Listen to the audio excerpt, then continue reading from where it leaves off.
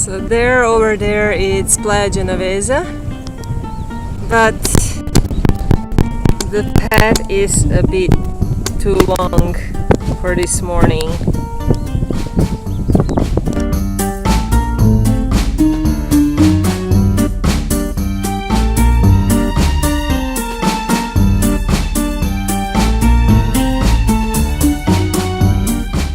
Hello, good morning from Cabo de Gata, from the small village called San Jose, and it's not from Costa Rica, it's from Spain. I woke up this morning around 7 o'clock and I was sleeping amazingly good.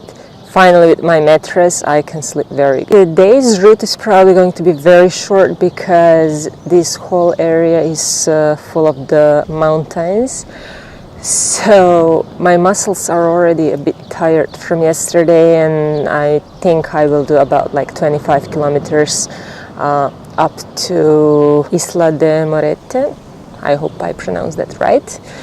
And then for tomorrow I will probably have even worse route because until Agua Amarga village it's only the mountain range and it's quite a lot of uphill. So it's going to be a very hard day, and as I'm saying, my muscles today, I tried to do a little bit of the morning cycling route just without the baggage, and I'm actually feeling very tired. Even like I would expect that without luggage I'm going to feel much better, but it's actually, my muscles are hurting me much more, so let's see, maybe it's still morning.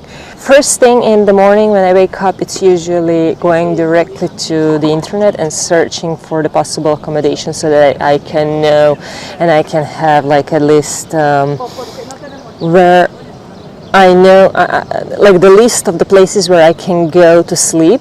I'm planning more or less like in between 30 to 50 kilometer range so that at least I know that I will do 30 kilometers, and then I'm finding an accommodation that is going to be within my budget in that range to actually know where I'm going to sleep, because that thing actually scares me a little bit as well.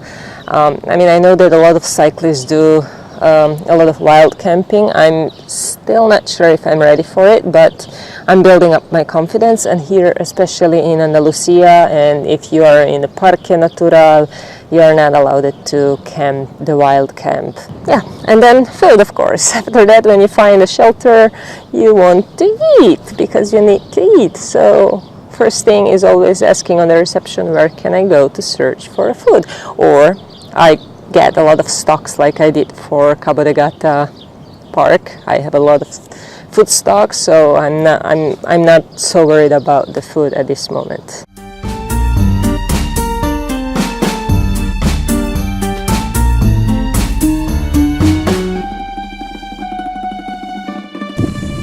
My first flat tire.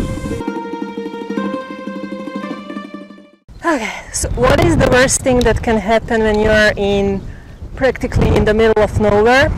Well, flat tire. No, 2 flat tires. Yeah, I'm in the middle of nowhere and I managed to fix the first one, but the minute I put the first one on, the second one got flat, and I mean it got probably somewhere in the middle, but it just got down.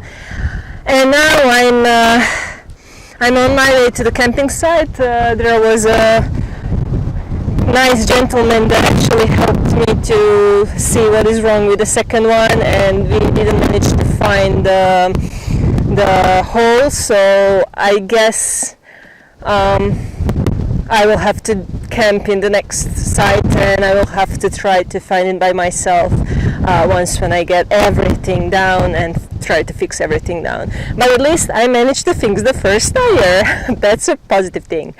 Okay, let me keep going because I'm actually almost carrying my bike so that I don't ruin a tire. And yeah, see you in a bit.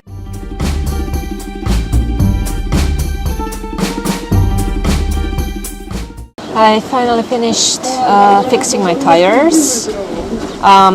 I actually thought that I'm going to have only problem with the second tire, with the back tire, but in the end it ended up being that I had both tires. I had to fix both of them. So in the back tire I got 3 holes that I needed to fix, and in the first one I got 2 holes. One I already fixed on the road, and the second one I was just like, every time, I mean, I pumped it, and when I tried it, it seemed that it's losing air. So I had a feeling that something is wrong, so I wanted to check it out, and yeah, I found another hole. So altogether I had 5 holes on both of my tires, and I did not have any spare tire. So at the moment my tires have 5 patches, and I hope this is going to hold until the next city where I can actually buy new tubes, so that I can exchange them, or at least to have them as a spare ones until these patches go away or whatever happens. I had very nice gentlemen helping me out from the beginning. I met him still on the road, because since I was pushing my bicycle and he saw me and he stopped to help me. In the end, I ended up camping just next to his and his wife camping site, and he decided to take his time off and to help me actually fix my tires. So he actually showed me what is the best way, how to find the hole. So we went to and put the water inside, and then drown the tires, and we found all of the holes. And of course the patching part I already knew how to do it, so that was not hard. I'm hopefully going to be on the road tomorrow, and this time I will be a bit more careful about where do I stop to rest, or where do I stop to take photos, because I think that was the reason today, because until that moment, until I stopped by that sign where I wanted to take a photo of very nice mountains and of course rest a little bit because it was a little bit uphill, until that moment everything was right. And at that moment my tires got like this small needle-ishy plants that actually pinched my tubes. I will be more careful next time.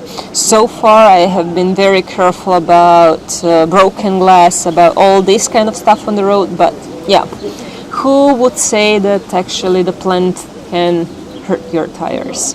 Take care, safe travels, and see you tomorrow.